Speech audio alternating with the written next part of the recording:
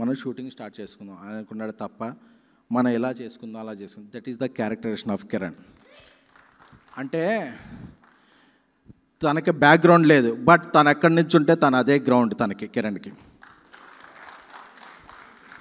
ఎందుకంటే అన్నా నేను సంవత్సరానికి 2-3 సినిమాలు చేయాలనుకుంటున్నానన్నా, చాలా అన్నా అది మంచి సినిమాలు చేయాలనుకుంటున్నాను తప్ప నాకు ఆ సినిమా ఇలా ఉండాలన్నా అలా ఉండాలన్నా ఈ కంఫర్ట్లో ఉండన్నా అనేది ఏ రోజు అడగలేదు. ఎందుకంటే మనం కిరణ్ లాంటి హీరోల గురించి ఈరోజు చెప్పాలి. అది ఎందుకంటే ఇండస్ట్రీకి ఎసెన్షియల్. ఆ ఎసెన్షియల్ థింగ్స్ లేకే ఇండస్ట్రీ మనం వేరే లెవెల్లో వెళుతున్నాం. సో కిరణ్ లాంటి పీపుల్ అండ్ కిరణ్ లాంటి పీపుల్ సక్సెస్ సాధించటం ఇండస్ట్రీకి ఎసెన్షియల్. ఎందుకంటే తన కాంబినేషన్లు చూసుకోవట్లా, నాకు సక్సెస్ఫుల్ డైరెక్టర్ వస్తున్నాడా అన్న, నాకు ఆ కంటెంట్లో నా క్యారెక్టరేషన్ ఏంటన్నా, అందులో నా క్యారెక్టర్ ఏంటన్నా, నాకు ఎన్ని ఫైట్లు ఉన్నాయన్నా, నేను ఎంత చేస్తున్నానన్న అది అనవట్లా.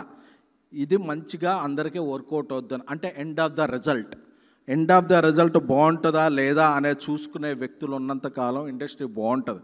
ఎందుకంటే నేను అల్లు అర్జున్ గారితో చాలా ఇయర్స్ ట్రావెల్ చేశా.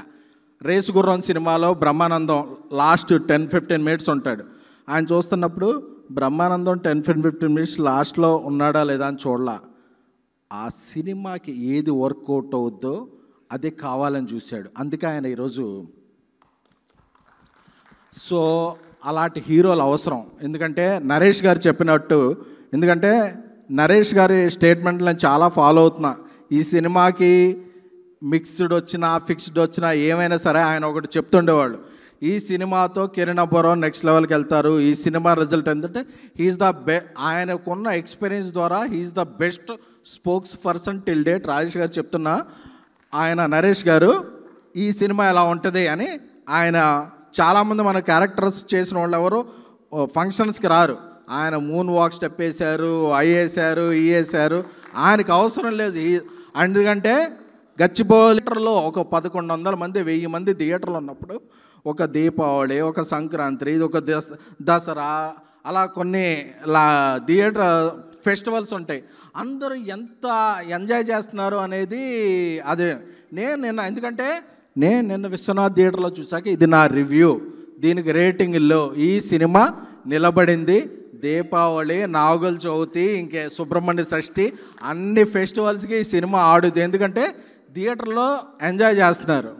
అండ్ రాజేష్ నన్ను ఎప్పటి నుంచి మా ఫంక్షన్ రావాలంటే ఏదో రోజు ఆ రిజోలా అంటే ఈ సక్సెస్ ఫంక్షన్కి నేను రాజేష్ సినిమాకి రావాలి అనేది రాసిపెట్టింది. నేనేదో తోపని అనుకోవట్లా, వీఆర్ ఫ్రెండ్స్.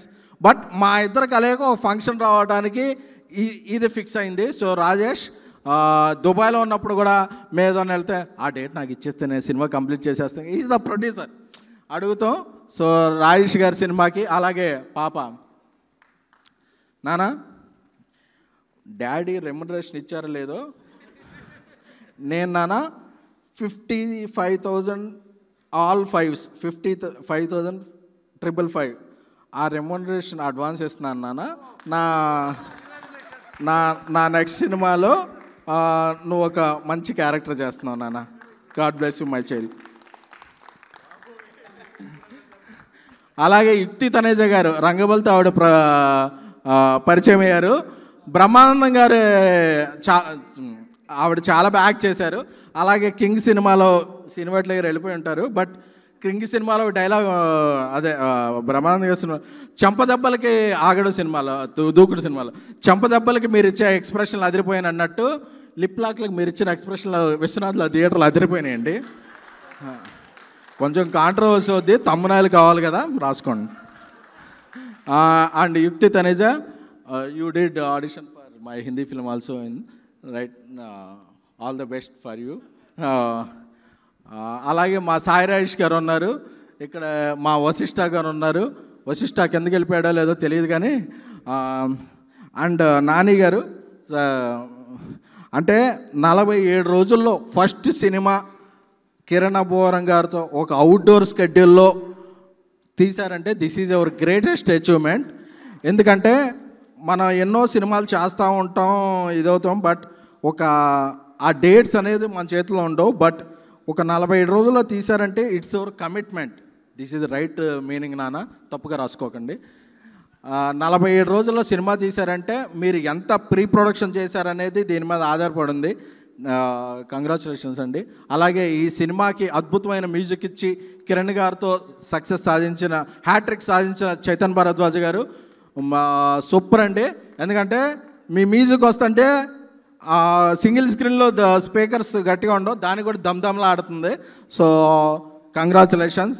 అలాగే అన్న సాయి కుమార్ గారు, నాకు ఎప్పుడో ఛాలెంజ్లో చిరంజీవి గారు కాయిన్ వేసి ఉంటే ఆ లుంగి దగ్గర నుంచి ఆయన ఫాలో అవుతున్నాను. So you are amazing sir.